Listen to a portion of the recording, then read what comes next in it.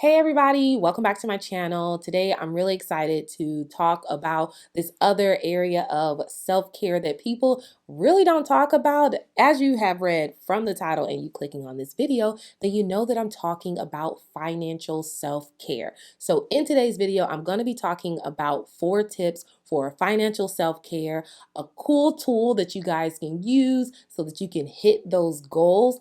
Plus, I'm going to be sharing a little bit about my relationship with money and how I have worked on and used these tips. So if you want to hear all about it, then let's jump into the video. So before we jump into financial self-care, I want to make sure that I just throw out those other areas of self-care. If you already know, then definitely give the thumbs up down in the comments below. If you don't, then some of the other areas and well-known ones are mental self-care, which deals with the mind. You have emotional self-care, which of course deals with the emotions. You have your physical self-care, which is the body and physical part. And then you have the social, which is your relationships. Now, if we're really going that extra mile, then we also have spiritual self-care. But the one that we're going to be talking about today is the financial self-care. So before I talk about financial self-care, let me know down in the comments, have you ever heard anybody say financial self-care? Do you practice financial self-care? I'm really curious. I'm really curious. So let me know down in the comments below. All right, moving on. So I just want to say thank you to Digit for sponsoring this video. Digit is a financial tool that saves, invests, and pays down debt for you so that you can achieve your financial goals without you even thinking about it. Practicing financial self-care means developing habits that work for you and reflect what you're trying to achieve with your money. So it is that relationship with how you care for your finances. Just so you guys know, why I'm super passionate about this and why I'm sharing this with you is because in my childhood, I have been homeless, lived in a car, been to a homeless shelter, it was real. And so as a child and dealing with that as a young adult, being traumatized by those experiences, I really made sure that finances was a priority of mine, whether to educate myself, find that information, because I never wanted to go through that. And today, as a mother, I don't want my kids to go through that either. And so that's why it's important and why I want to share these tips with you guys, because it's easy to be on here and say, hey, journal and practice self-care and all of those great things. But you know what? Yes, you need to address the financial strain and the impact that it can have on you, because who wants to journal if you're thinking about paying your bills? I'm just saying, who wants to take a bubble bath if you don't know if your lights are going to be cut on? If you want to take that trip with your friends and you can't, how we going to address this? So in a nutshell, knowing about your finances can just improve your overall well-being, period. Stamp. Not to be continued. That's just what it is. It can improve. So now we're going to jump into 4 tips that you can use to start improving your financial self-care. If you're liking this information and content, don't forget to give the like button. It means so much to me and it helps out. So let's keep on going. Number 1 is to increase your awareness. We all need to get on that starting line and start somewhere. So that's taking an inventory. Go down, find all your bank accounts, find all of your bills. You really need to be aware about what it is that's going on with your life. You need to see that relationship that you have with money. Do you have positive traits? Do you have negative habits? What's going on with your spending? But you can only start doing that by taking inventory. So myself, I have 3 different banks that I use, and I use them for different things. So I had to log into all of them, and I had to say, okay, this is my checking, this is my savings, over here, over there, school loans. You got to write down everything so that you can have a good map about what's going on, and then you can proceed. And then when you know what's going on with your finances, then you can just really automate things. So when you have that awareness, you can say, hey, I now know what's going on with everything, my bills, when they due, writing them down. everybody has a method to their madness. So you have to find out what works for you. So it may be a Google Doc, it may be your phone, it may be pen and paper, it may be assortments of different things, but make sure you take that inventory. Tip number 2 is to set time aside. So you guys, if you're not new to my channel, I think that having self-care time is so important, but you can only do that if you create a routine. It helps you feel structured, it helps you have a little bit of sense of control, and it allows you to really plan and be intentional about the time. And so that's why it's important to also be intentional about the time with your finances. So you can review your bank statements. You can look at what's going on with your money, saying, hey, like that's not supposed to happen, or I overspent over there. So it also just builds upon increasing that awareness by taking that time aside. So if you have something that you want to plan, or you have something that you're working toward, you know if you're on track or if you off track. You get what I'm saying? So it gives you a little bit of sense of control, which help you with kind of staying mentally and emotionally balanced, because like I said, your finances play a big factor in how you feel mentally, emotionally, and how you just kind of move and navigate in the world. So after you've increased your awareness and you set time aside, it's now time to set those goals.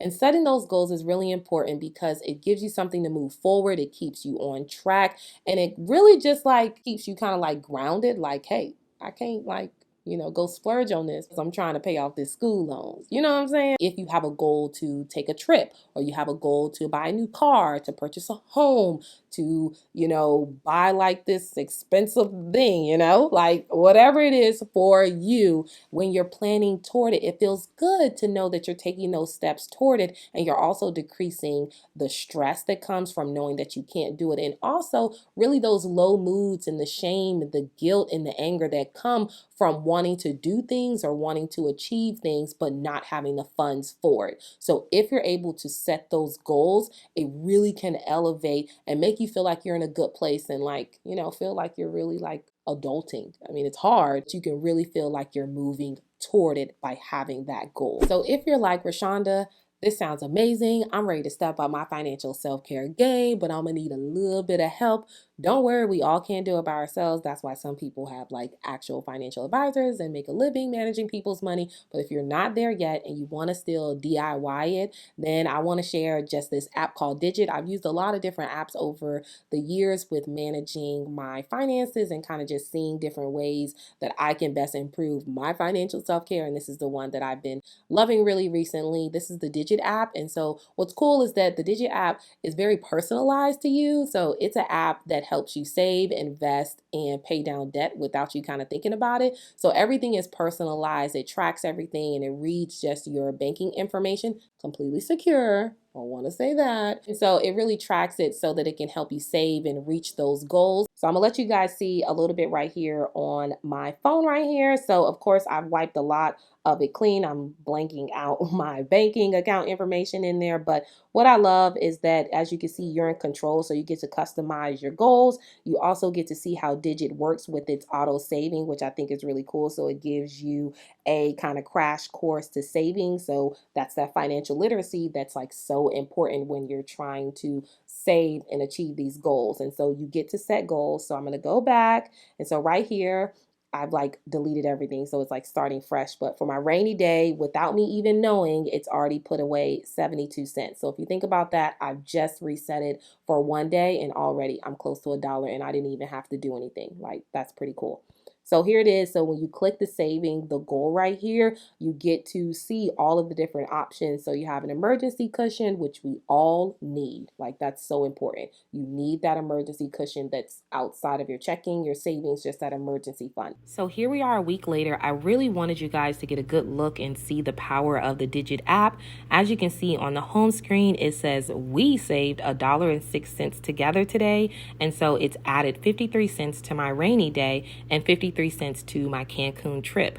So in the rainy day fund, you can see that it's already increased. It started on the 12th at 72 cents, and it's already having another pending into it on the 24th. So that's the power of this automated tool without me actually doing anything. Of course, you can add money manually right here, or you can hit the withdraw button and send it right back to your checking account. If we look at my Cancun trip, which I'm actually rewarding myself with, I manually added $1,000 because my goal is $2,000. So you can again manually add money or take away money. So it's already saving for me, and then I can also add so that I make sure that I achieve my goal of $2,000.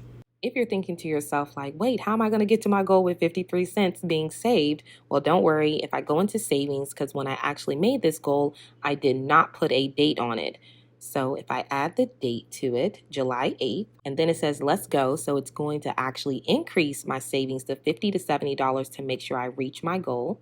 So I'm gonna hit let's go. So now the automated savings will calculate and make sure it's functioning so that I am saving enough to get to my $2,000 by my trip, which is July 8th. So there's a lot of options that you can do with this to make sure you achieve your goal. And the great thing about it is that it's automated and it just helps you, which is so cool. If you're wanting to take it up to a next notch and really just work on your financial self-care and you want to use the Digit app, then I will leave a link in the description box below and a referral code for you to use and check it out. And the last tip is to reward yourself. You're like, wait a minute, we just been talking about saving, investing, collecting inventory, habits of spending, but you know what? It's really important to reward yourself. It's the same way if you are taking care of yourself mentally, emotionally, and physically. You need to reward yourself. You need to give yourself like that pat on the back. I'm actually saving up for a Cancun trip that I'm going to be taking really soon as my reward to myself during this pandemic of doing all the work that I've been doing. So that's how I'm treating myself. But it didn't start today. It started months ago with me putting money aside and being diligent about taking care of my finances. So you see, like, so I'm going to be able to just like relax really good. This is not to brag. This is to say that we set a goal and we work toward that goal. Also, let me know if these tips were helpful for you down in the comments below. How do you plan on stepping up your financial self-care game this year? I'm excited because we can all learn together. If you found this video helpful, then don't forget to give me the thumbs up. Don't forget to share this with somebody who needs to know more about financial self-care. Like, I'm trying to make sure that it's like a known thing because people aren't really talking about it and they should. And as always, I hope you like this video. Watch some other videos before you get on out of here, and I will see you in the next one. All right, bye.